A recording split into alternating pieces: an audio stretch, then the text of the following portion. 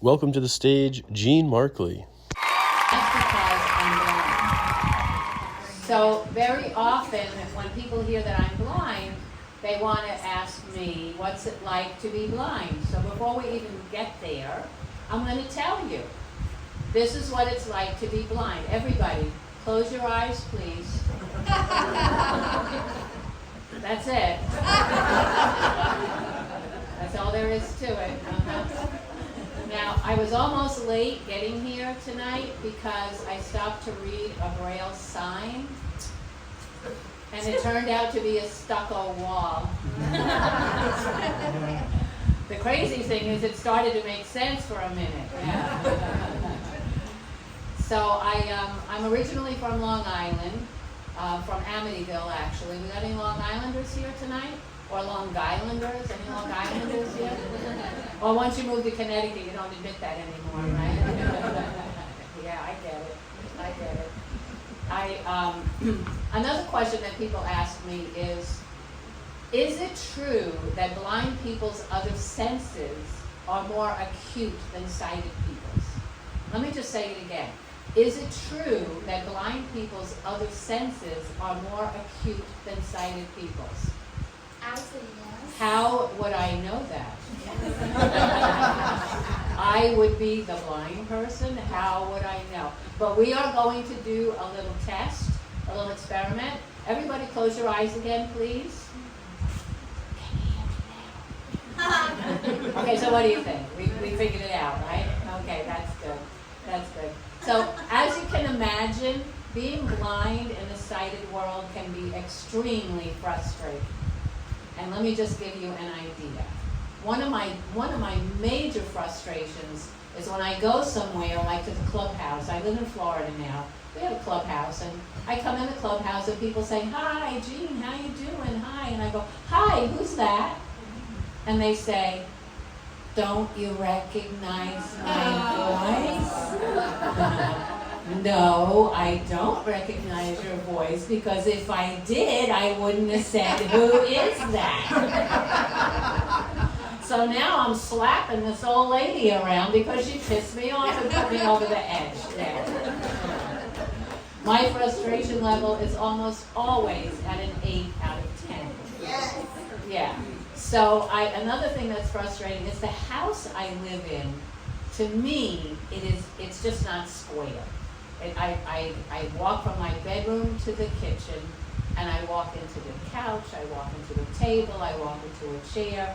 And so my daughter works from home. She and I live together. And actually, she works from home, and she'd hear me, hitting the chair or the table or something. I'd say, I'm okay. I'm like, that's boring. I feel like the ball in a pinball game. So when I walk into the couch, I go ding, ding, ding. I walk into the chair, ding, ding, ding. A table, ding, ding, ding. I'm telling my granddaughter this. She says, "Well, Grandma, what's your highest score?" Well, actually, you want to get the lowest score possible, right? So another frustration is when I'm in the kitchen and I'm cooking. Yes, I do cook.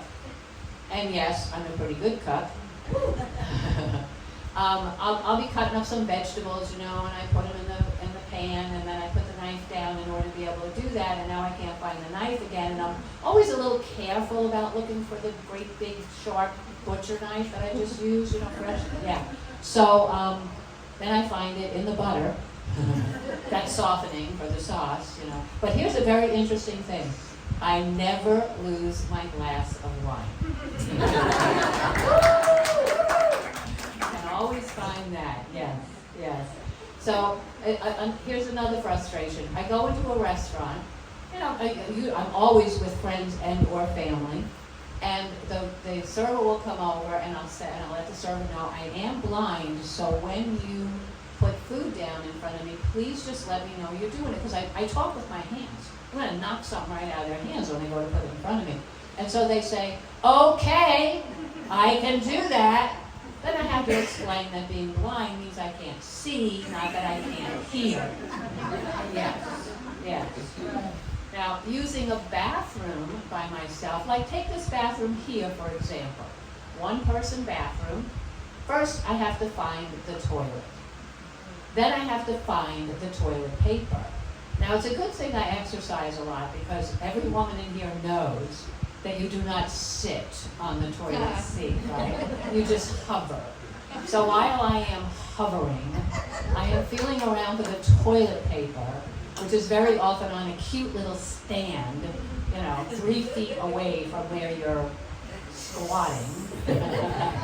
I take care of business, then I need to wash my hands, I have to find the soap, I have to find the paper towels, and when I am done, let me tell you, I am so frustrated that now after I use the paper towels, now I need to find the garbage, find the trash. I can't find the trash, so the hell with it. I hate feeling up bathrooms. I just throw the towels on the floor. Yes, that's right. And there's an interesting sign in the bathroom here. And I'm not going to use the F word, but it has something to do with that in the bathroom. And I thought, well, why would anybody do that in the bathroom with all these couches out here?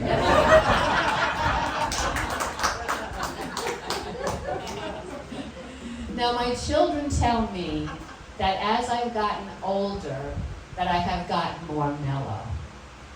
No. I don't give a shit. That's all it is. I just don't care anymore. No mellow at all. And I don't mind getting older, I mean, I don't let it get me down. I can't let it get me down because I might not ever get back up again. I do have some devices that help me with getting along in the sighted world. One of them is my phone.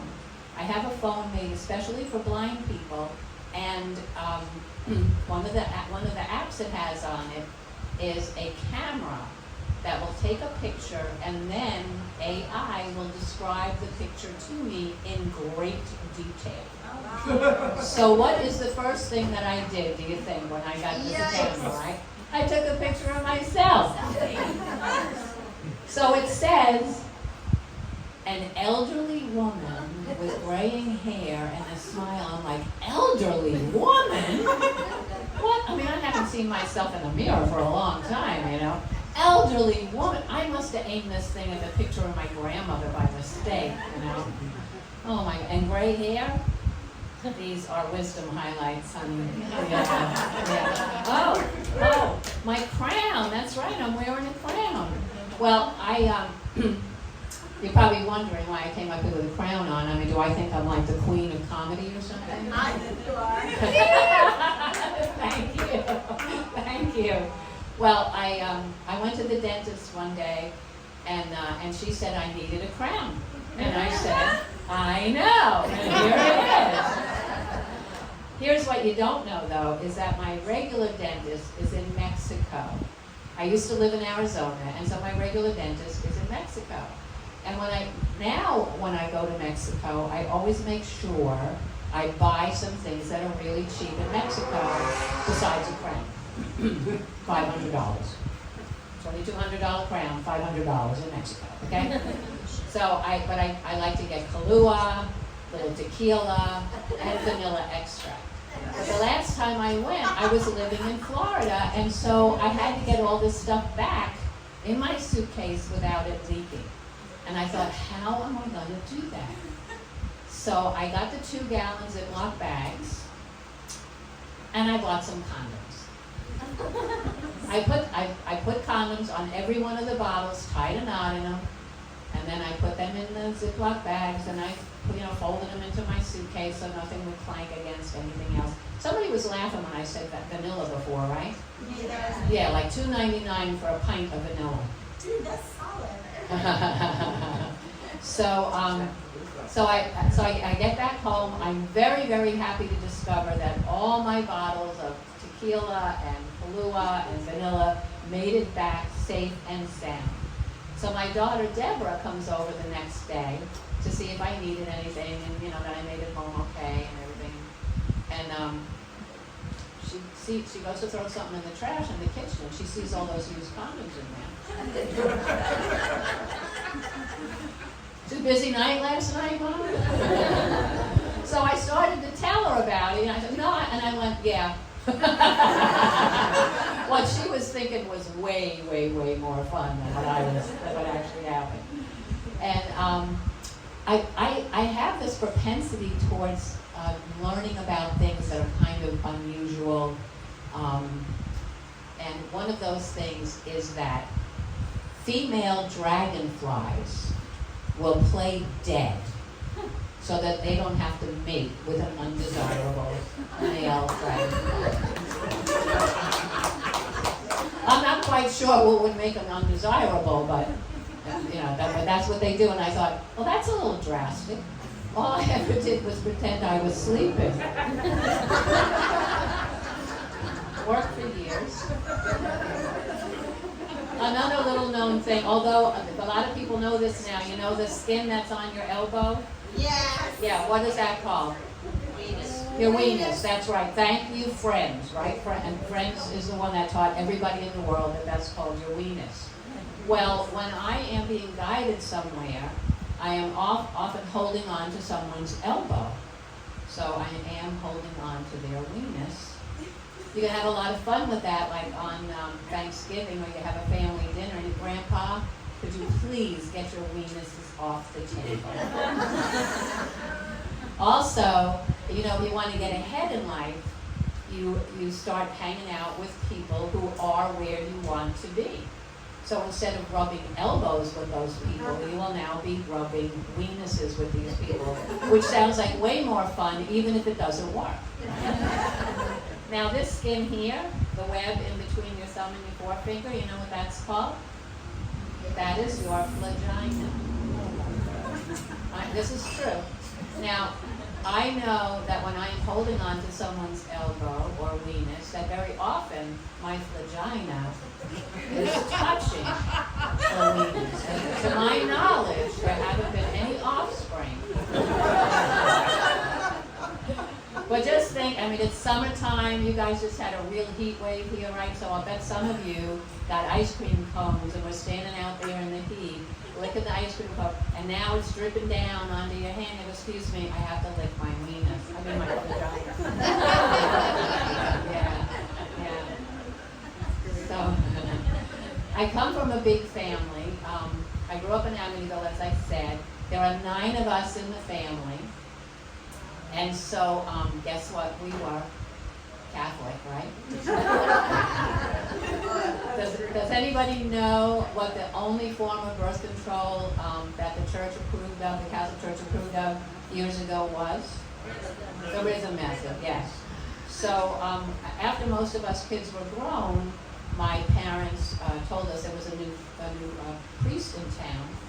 And they invited us all over because they wanted to show off their beautiful family of 9 children. So we all go over there, and my father starts over. He says, well, Father Hennessy, this is my father says, this is our oldest son. My name is Henry. We named him Henry. We were so happy to have our baby boy. And my mother says, and then our next child was a girl, and this is Jean. We named her after me, and we had 2 children. We were just so happy. And then my mother says, and this is Janet. And when Janet was born, we said, this is a perfect family. 3 children, 5 people in the family. Mommy, Daddy, 3 children. And over there is Doug, Gary, David, Mark, Joyce, and Juke. We refer to them as the rhythm section. That's a bit uncomfortable for sure. Now, when my mother was around 80, she was baking a cake. I stopped by there one day and I said, Mom, that cake smells delicious. What is it? She said, it's called a better than sex cake. I said, is it? She said, is it what? I said, is it better than sex? She said, well, if I start gaining weight, you'll know. She was 80, remember, she was 80, yeah. Now, in Florida, I teach line dancing. That's one of the things I do. Not blind dancing. I teach line dancing. And another thing that I do is I belong to an organization called Manatee County Council of the Blind.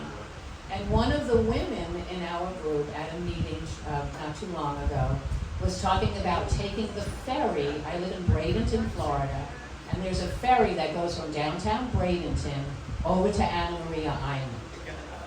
Now, she said that she rode the ferry. She said it was very nice. It was easy to get on and off. And she, also being totally blind, was speaking from her own experience. So she said, getting over to the island side, though, she said, I found it hard to get off. One of the crew members gave me a hand, and I got off easily. I ride the ferry twice a week now. I do want to talk about a topic that is near and dear to many of our hearts, especially the ladies here, and that would be menopause. For those of you who haven't reached it yet, I'm really sorry, but you're just going to have to hear this anyway. First I had 7 menopause dwarfs. They were witchy, itchy, sweaty, petty. Can't remember the other 2 at the moment.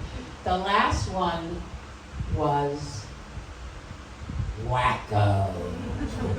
Yeah. So I did write a little song about menopause that some of you might like to hear. Yes? Yes! Okay, so here we go. When I was young, I was sexy and so free. I loved to have fun and life was all about me. Then came the change, and yes, my dear body, that's when you betrayed me. Oh yeah. Why, vagina? Dry, vagina. Sex is more fun with no babies to make. But now, dear vagina, it hurts when I fornicate. Everybody. Why, vagina? Dry, vagina. I'll take it from here. Sex is more fun with no babies to make. So now, dear vagina, I guess I'll lubricate. Oh yeah. Thank you, everybody.